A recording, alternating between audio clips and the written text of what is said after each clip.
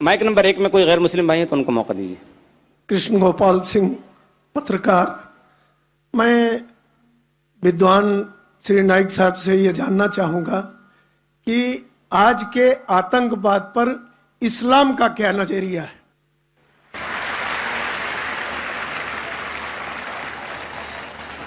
भाई साहब ने सवाल किया है कि आज के आतंकवाद पर इस्लाम का क्या नजरिया है, और मैंने एक तकरीर की है अंग्रेजी में भी, इज टेररिज्म मुस्लिम मोनोपोली, और पूना में भी उर्दू में, हिंदी में। क्या आतंकवाद मुसलमान की विरासत है? कि अक्सर लोग समझते हैं आतंकवाद मतलब मुसलमान होना जरूरी है, और एक कहावत थी कि हर मुसलमान आतंकवादी नहीं, लेकिन हर आतंकवाद मुसलमान। तो इस जुमले की वजह से मैं तकरीर की थी, वक्त की किल्लत है अभी, लेकिन आपने कहा कि आतंकवाद पर इस्लाम का क्या नजरिया है। कुरान मजीद में साफ अल्फाज में लिखा है, सूरह मायदा में सूरह नंबर 5 आयत नंबर 32 में, अगर कोई भी इंसान दूसरे इंसान का कत्ल करता है, सिर्फ कत्ल के बदले कत्ल, और अगर वो इस जमीन पे फसाद फैला रहा है, इन दो वजह के अलावा कोई इंसान दूसरे इंसान का कत्ल करता है, गोया कि ऐसा है कि सारी इंसानियत का कत्ल करता है। कोई भी इंसान दूसरे इंसान का कत्ल करता है, मासूम, चाहे वो मुसलमान हो या गैर मुसलमान हो। अगर कोई इंसान दूसरे इंसान का कत्ल करता है, चाहे मुसलमान हो या गैर मुसलमान हो, अगर मासूम इंसान का कत्ल करता है, तो कुरान की आयतें गोया कि वो सारी इंसानियत का कत्ल कर रहा है। और अगर वो एक मासूम इंसान की जान बचाता है, चाहे मुसलमान या गैर मुसलमान हो, गोया कि वो सारी इंसानियत की जान बचा रहा है। तो मुख्तसर सा ये जवाब है, अगर कोई मासूम लोग का कत्ल कर रहा है, इस्लाम में हराम है। मिसाल के तौर पे 9/11 3,000 से ज्यादा लोग का कत्ल हुआ ट्विन टावर के अटैक में। जो लंदन बॉम्बिंग हुए 50 से ज्यादा लोग मरे। जो बॉम्बे के अंदर ट्रेन बॉम्ब ब्लास्ट हुआ 180 से ज्यादा लोग मरे। मासूम इंसान का कत्ल करना हराम है। ये सारे जितने अटैक्स है, किसने क्या मैं जानता नहीं हूं। मीडिया कहती हो सकता है मुसलमान, मेरे पास कोई सबूत नहीं है। जिसने भी किया उसने गलत किया, चाहे वो मुसलमान ने किया गैर मुसलमान ने किया, लेकिन अब तक ये सारे अटैक्स का कोई सबूत नहीं है कोई भी गवर्नमेंट के पास, ना यूएसए के पास, ना यूके के पास, ना इंडिया के पास। प्राइम सस्पेक्ट कहते हैं। लेकिन जिसने भी ये कत्ल किया, चाहे मुस्लिम है गैर मुस्लिम है, वो हराम है। लेकिन साथ साथ मुझे ये भी कहना है कि हजारों लोग जब अफगानिस्तान में उनका कत्ल हुआ बॉम्ब के जरिए, प्लेन के जरिए बॉम्ब गिराए गए, वो बॉम्ब जाके नीचे और बॉम्ब बनते हैं।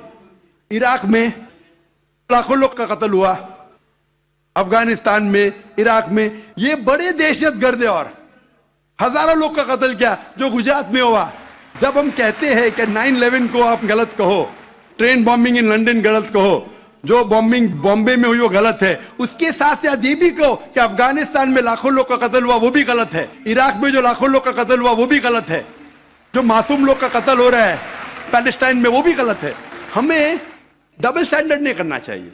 पैलेस्टाइन में हो रहा है, मासूम लोग का कत्ल हो रहा है, बच्चे लोग का कत्ल किया जा रहा है, वो यूएनओ नहीं बोलती है दहशतगर्द। क्यों? Double standard. तो जो भी मासूम इंसान का कत्ल कर रहा है, चाहे वो मुसलमान हो या गैर मुसलमान हो, वो दोषी है और हराम है। इस्लाम इसकी सख्त मुखालिफत करता है। Dilip Kalantri, I am a businessman. मेरे काफी मुस्लिम फ्रेंड्स थे, वो अक्सर कहते थे मुझे कि इस्लाम में ब्याज से धंधा, मतलब पैसा लेके धंधा करना गलत है। मुझे अक्सर विचार आता था कि ये कैसे डेवलपमेंट होगा। लेकिन आज का प्रेजेंट सिनेरियो पूरे दुनिया का देखते हुए एक मानना पड़ रहा है कि जिसने अपना घर गिरवी रख के कर्ज लिया और प्रॉफिट जिसमें मिलता है उस शेयर बाजार में लगाया, उनका घर भी तबाह हो गया। ये जो साइंस आज आपने बताया कि इस्लाम एक साइंस है, जैसे साइंस के ऊपर भी काम करता है, तो ये जो बात उन्होंने आज के 1400 साल पहले अगर कही होगी कि ब्याज लेना गलत है, हराम है, उसके पीछे इसकी क्या फिलॉसफी थी, ये मैं जानना चाहूंगा सर।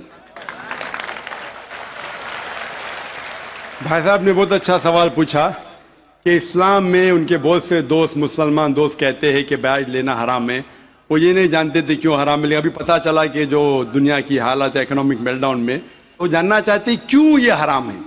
اور قرآن مجید میں کم سے کم 8 جگہ لکھا ہے بیاج کے بارے میں. تو بیاج لفظ ہے عربی میں ربا, سورہ نساء میں, سورہ عمران میں, اور کہا گیا ہے سورہ بقرہ میں سورہ نمبر 2 آیت نمبر 278 اور 279 میں کہ آپ بیاج سے دور ہو, اور جو کوئی بیاج سے دور نہیں ہوگا اللہ اور اللہ کے رسول ان پر اعلان جنگ کریں گے. بیاج اتنی بری بات ہے, گناہ کبیرہ ہے, اور گناہ کبیرہ میں امام الذہبی نے اسے 11ویں نمبر پہ رکھا. 70 گناہ کبیرہ میں 11ویں نمبر پہ رکھا. بھائی صاحب پوچھے کیوں برا ہے؟ کیونکہ بیاج سے امیر آدمی اور امیر ہوتا ہے, غریب آدمی اور غریب بنتا ہے. امیر آدمی اور امیر ہوتا ہے, غریب آدمی اور غریب بنتا ہے. عام طور پہ آپ جب لون لینے جائیں گے تو غریب آدمی کو لون کا ملتا ہے, اور امیر آدمی بتائے گا میرے پاس یہ, میرے پاس وہ ہے, تو اس کو لون ملتا ہے. تو امیر اور امیر بنتا ہے, غریب اور غریب بنتا ہے. اسی لیے قرآن میں سورہ الحشر میں سورہ نمبر 59 آیت نمبر 7 میں اللہ تعالیٰ فرماتے کہ زکات دو تاکہ دولت انسانوں کے بیچ گھومے, صرف امیروں میں نہیں رہے. اور بیاج سے کیا ہوتا ہے؟ ان اسلامک فلسفی ہم کہتے ہیں پروفٹ اینڈ لاس شیئرنگ, منافع اور نقصان کو ہم بانٹیں گے. منافع اور نقصان بانٹنے سے پوری اکنامی ترقی کرتی ہے. اور بیاج سے آپ بینک میں بیاج لیتے ہیں, منافع یا نقصان 8%, 10%, 12% آپ کو دینا ہی دینا, نقصان یا منافع. لیکن آپ دیکھتے شیئرنگ آف دا رسپانسبلٹی, اگر نقصان ہوا تو ہم نقصان شیئر کریں گے, پروفٹ ہوا پروفٹ شیئر کریں گے. بیاج میں کیا ہوتا ہے؟ مثال کے طور پہ بینک میں, میں ایک لمبی تقریر دے چکا ہوں اس پہ, ابھی وقت نہیں ہے, صرف یہ بولوں گا کہ بیاج میں کیا ہوتا ہے. مثال کے طور پہ بینک اے کے پاس سپوز 100 روپیہ ہے, وہ بینک بی کو 10 روپیہ رکھ کے 90 روپیہ دیتی ہے بینک بی کو. بینک بھی اس میں سے 9 روپیہ رکھتا ہے, باقی کا 90% دیتا ہے بینک سی کو. بینک سی 10% رکھتی, 90% رکھتی ڈی کو, ڈی دیتا ای کو. تو لوگ کہتے ہیں مارکیٹ میں ہزاروں روپیے ہے کتنے؟ 100 روپیہ. تو آج کی تحقیق کہتے ہیں مارکیٹ میں فلوٹ ہو رہا ہے $6 ٹریلین, ہے تو کچھ نہیں, بہت کم. فلوٹ ہو رہا ہے $6 ٹریلین.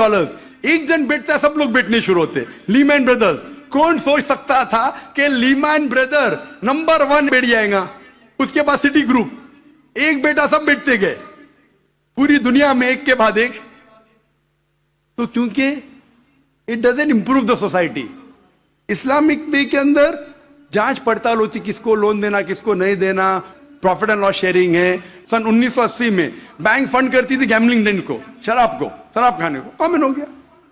اس کے بارے میں اگر تقریر میری سنیں گے, interest free economy promulgated by the Quran, ربا کس طریقے سے حرام ہے, اس کے اوپر تقریر میں نے کی ہے. اگر وہ سنیں گے اس میں اور ڈیٹیل میں تذکرہ کر رہا ہوں کیوں انٹرسٹ حرام ہے.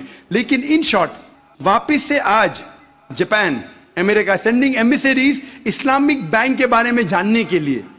ہماری گورنمنٹ کے پاس ہم گئے تھے, میں فائنانس منسٹر چدمبرم جو فائنانس منسٹر تھے ان سے ذکر کیا تھا کہ اب اسلامک بینکنگ کیوں نہیں شروع. انشاءاللہ کریں گے, جب میں ملاقات ہوئی تھی جدہ میں. لیکن RBI پرمیشن نہیں دے رہی ہے کیونکہ انہوں نے تحقیق نہیں کی. انگلینڈ دے چکی ہے, کئی ممالک دے چکے. انڈیا بھی اگر اسلامک بینک ہو جس میں پروفٹ اینڈ لاس شیئرنگ ہے, اگر اس کی